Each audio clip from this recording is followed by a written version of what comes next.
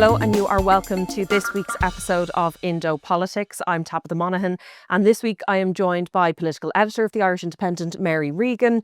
It's all presidential this week, really. There was very little, even just before we started recording, we were thinking, did anything non-presidential in politics happen this week? And there is stuff going on. The committees are still, running, and the Dáil and the leaders' questions and everything, but really everything is presidential now this week. Yeah, and there's just such a sense of inevitability around this campaign. I don't think I've ever covered an election whereby the conclusion was so foregone in the days leading up to it, as it appears to be in this presidential election campaign. We might all be in for a bit of a shock, but at this stage, nobody is expecting it. And I think Catherine Connolly has almost started, taking on already the demeanour of being president. Down in Shop Street in Galway, apparently on Saturday night, the celebrations were already underway and it was a bit of a party atmosphere amongst her supporters down there. So it's all over bar, the shouting at this stage. And I think people really just want to look out for to what degree she has, she wins this. Will it be a landslide? Or will it be closer, which I think would indicate that, minds maybe were a bit more focused in the more final days of the campaign. But in the past week of the campaign, usually for a presidency, we'd see something change in the last week. We'd see some slip up, we'd see some new detail emerge. But really, there were 7 debates throughout this campaign. We had the final television debate in prime time, and there was nothing in that debate that would in any way move the dial or thought of something that we didn't know already. So I think it's all pretty much just the sort of pedestrian go through the motions at this stage. Yeah, as you described it, it was like Groundhog Day. And I think very much anybody who has been covering this presidential election for the most part has kind of described it that it seems like the same things, it's the same issues. And also you're talking about the inevitability, and obviously the polls are very much pointing to Catherine Connolly winning the election by a good bit as well. Has that taken the energy out of the election, do you think? I think it has, and I think that has taken the energy out of it, but also the fact that there has been no movement really in the conversations around this. So we had, as I said, 7 debates, 2 of them I think on television, the rest mostly on radio, and the questions seem the same as they were at the outset, and it seems that people had already made their mind up on, the information that was out there about Catherine Connolly's trip to Syria in 2018. Now, there are still answers that have not been given in relation to that trip, but I think people have factored in those issues around Catherine Connolly and they've decided that they want to vote for her, or they decided they haven't. But I don't think, people are sort of thinking any more about those aspects. I think it was a bit unfortunate that things like her attitude to the European Union and the fact that she was critical of the Remain campaign in Brexit and that she appeared to support those who were pro-Brexit. She said Brexit wasn't the problem, the ruling elites of the European Union were the problem. I would have expected a bit more probing off that position, especially from Heather Humphreys, who grew up near the border and represented a border county, which, saw firsthand the huge impacts of Brexit. It was such a sort of shock. It was such a trauma for many people in this country who were affected by it. And yet little was made of that during the campaign. The attack point by Fine Gael was around Catherine Connolly's whether or not she took on work for the banks in repossession cases. We still do not have an answer as to whether Catherine Connolly did take on repossession cases or not. She says, yes, I did represent a number of financial institutions or credit institutions, but she hasn't answered that specific question. And yet it seems to have taken up so much of the energy of the final week of the campaign. Before we go and talk about the final debate, the primetime debate that happened on Tuesday night, that whole issue around repossessions and Catherine Connolly, and a lot of attention has been put into that story and that angle.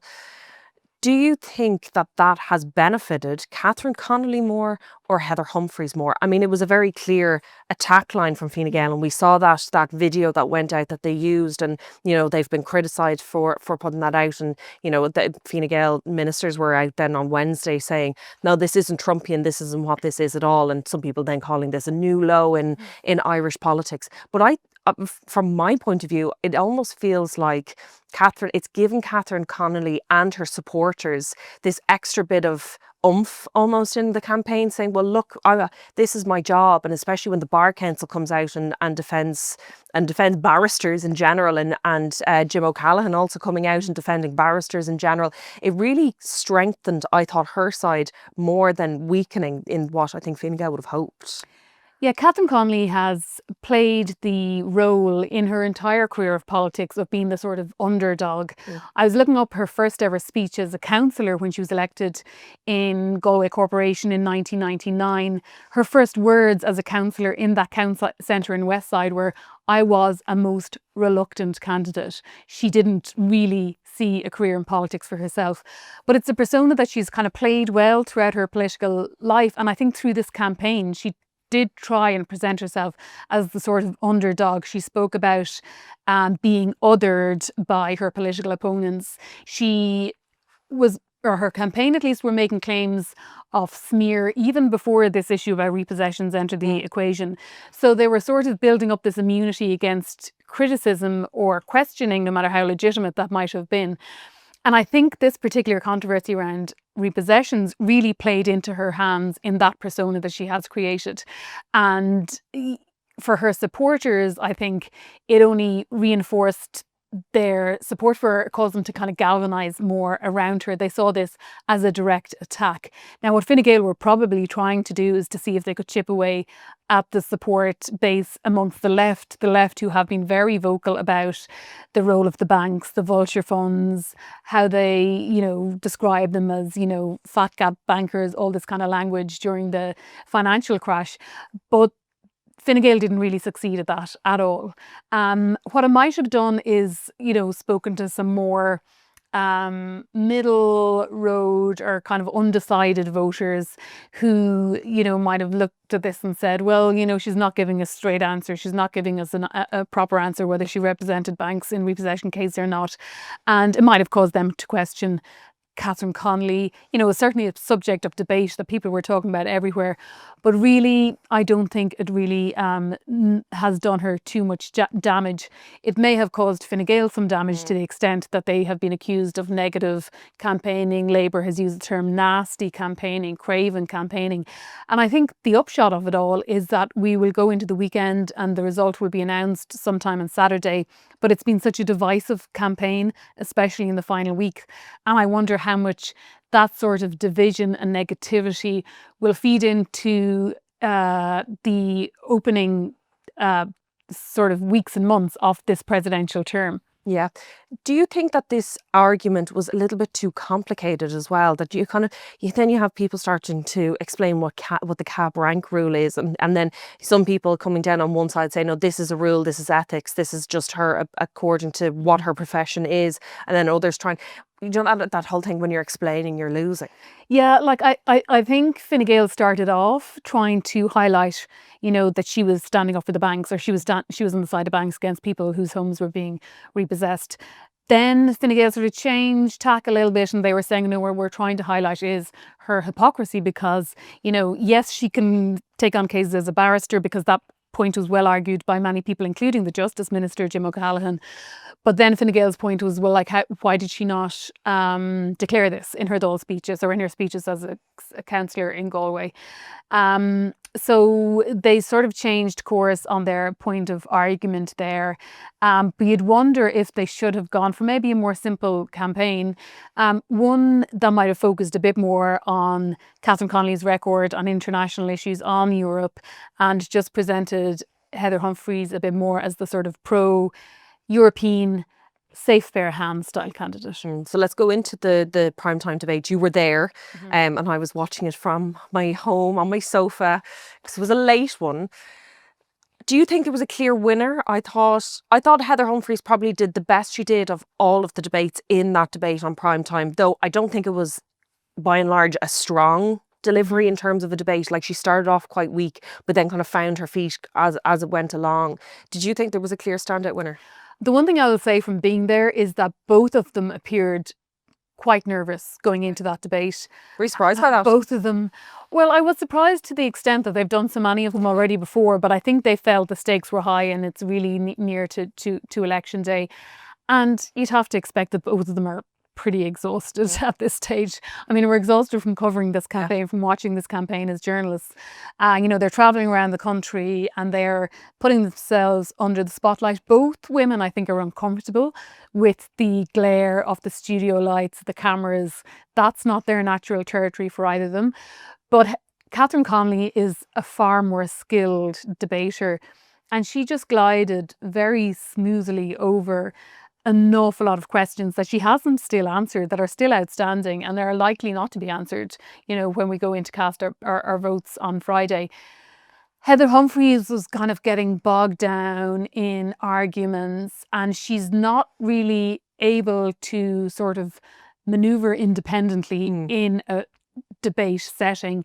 You get the sense that she's delivering a lot of the lines that have been sort of prepared and all that, whereas Catherine Connolly is far better at just thinking on her feet. And, you'd have to wonder why, the debate was getting bogged down at one point on fox hunting. Obviously there are passionately held views on both sides of that argument, but they were with debating the two women, because I don't know if they are passionately held views. I like what you're saying with those pre-prepared answers. Heather Humphreys has constantly been asked about this now for a number of weeks, and we're hearing the same thing over and over again. Like, if I hear World Pursuits one more time, it's the same thing, and I fully would have expected Heather Humphreys to hold really deep, passionate views about world pursuits in general. But sometimes I don't feel like she's actually getting that across. Yeah, it's sort of like just going through the motions that she has to answer. And what I was struck with is, why is there so much focus on this issue? Yes, it matters to a lot of people, but why is there so much focus on this issue so close to polling day for the presidential election, when we have, huge geopolitical issues, two wars ongoing, relationships with the United States and Europe, all that sort of stuff going on. And it seems that there was just getting bogged down in nitty-gritty arguments that actually, they didn't need to be, stuck into, and it just didn't come across very well, I think, for Heather Humphreys in particular. Yeah, there's a few, you've brought up the argument around the EU and what Catherine's views are, but also what Heather's views are. And I thought there was an interesting question in that debate where Heather was asked, have you ever criticised the EU before? Because Catherine's argument all along is that you aren't anti-EU if you're questioning the EU. And I think some people would say that it's healthy to question, the institution that the EU is and Ireland's role in that. But when Heather was asked that, like, what negative things have you ever said about the EU? She kind of fell back on that. Well, I'm sure that I have, maybe over-regulation, but wasn't really able to get in. She wasn't prepared for that answer. No, she wasn't prepared for that answer at all, actually. And, surely she could have found something. And she did mention, and, this country has been very pro-European Union, consistent polls and all that would show. However, there has been a lot of criticism in this country, including actually from the Taoiseach and the Taoiseach of Ursula von der Leyen, the European Commission President. And Heather Humphreys' own party leader, Simon Harris, has said that Ursula von der Leyen did not do enough, that she was too slow to act on the genocide in Gaza, and he would have preferred a stronger response.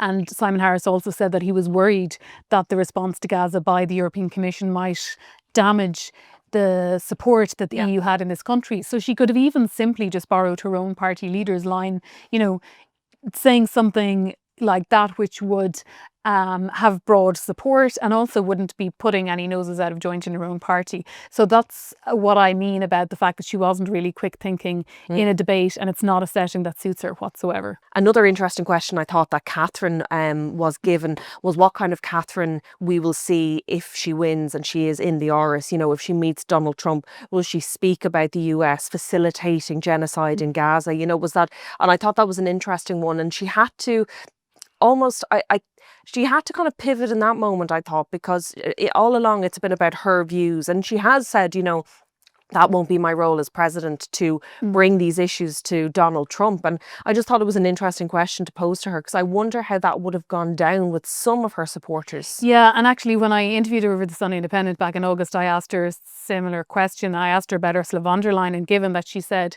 that she does not believe the EU is a peace project, she does that she's ashamed to be a European citizen under the commissionership of Ursula von der Leyen.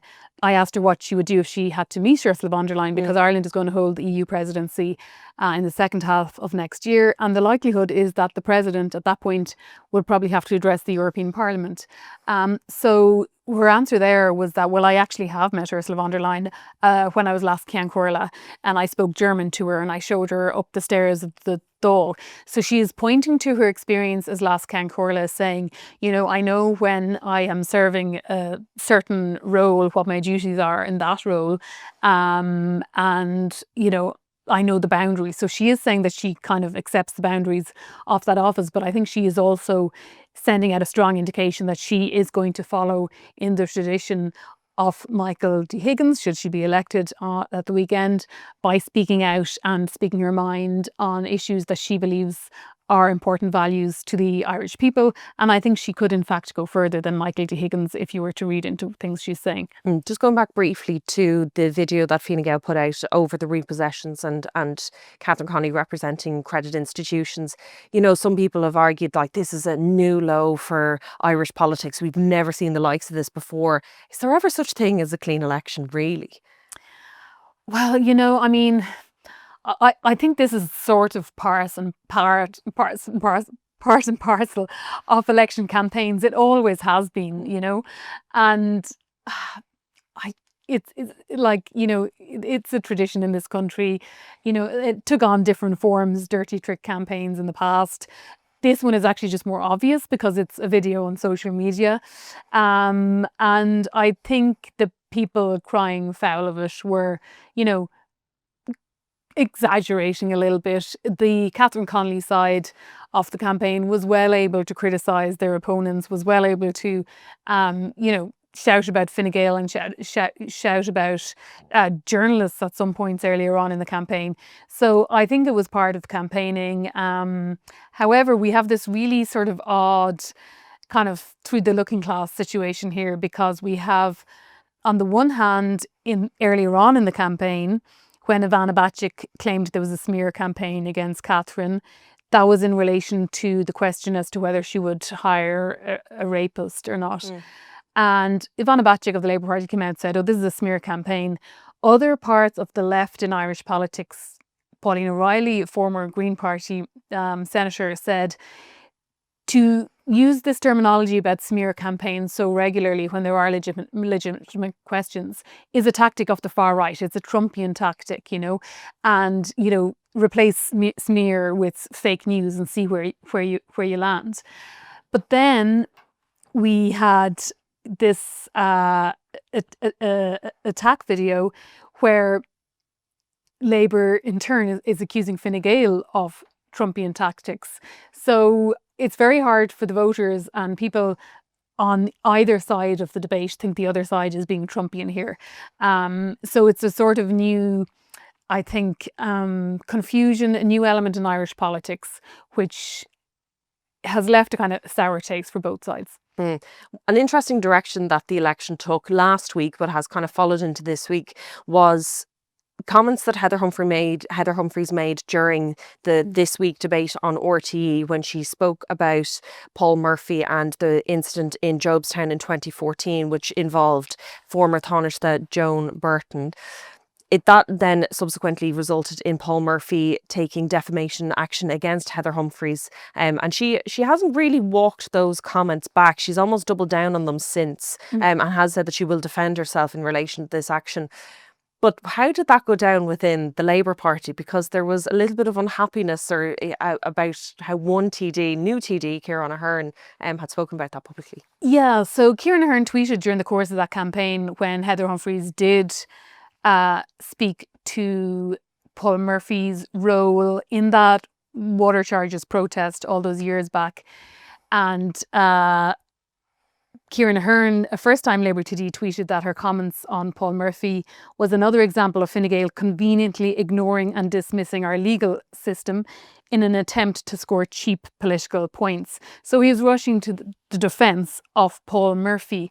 Paul Murphy of the People Before Profit Solidarity Party, who had numerous run-ins with Joan Burton, the former Labour Party leader, and the hurt felt in the Labour Party over that particular water charges protest runs very, very deep. And the fact that Kieran Ahern was jumping to the fence of Paul Murphy rather than Joan Burton has, according to many people in the Labour Party, caused a lot of hurt within the party. And he had to apologise at a meeting of the parliamentary party over that particular tweet. I was told that he didn't take it down because he was advised not to, because it would draw attention to it. But he did apologise for the hurt caused in the parliamentary party meeting. But I think it just points to the wider problem for Labour now. They've hitched their wagon to all parties of the left, but including parties further to the left that they've previously been, very opposed to. And Labour took up the space of the sort of centre left in Irish politics. Labour is a small parliamentary party now. There are a handful of TDs and the party leader who are going out very strongly for Catherine Connolly. There is a couple of TDs who aren't out knocking on doors or aren't participating in any Catherine Connolly events. And then you have Alan Kelly, the former leader, who is the only one of those TDs who's actually vocal in his opposition And very to Catherine vocal. Connolly, and very vocal, and has been from the start. So I think this has caused deep, deep, deep divisions within the Labour Party. Councillors I spoke to as well. Kieran Ahern, as I mentioned him, he was strongly criticised at a local meeting by some members and councillors over the decision to back Catherine Connolly.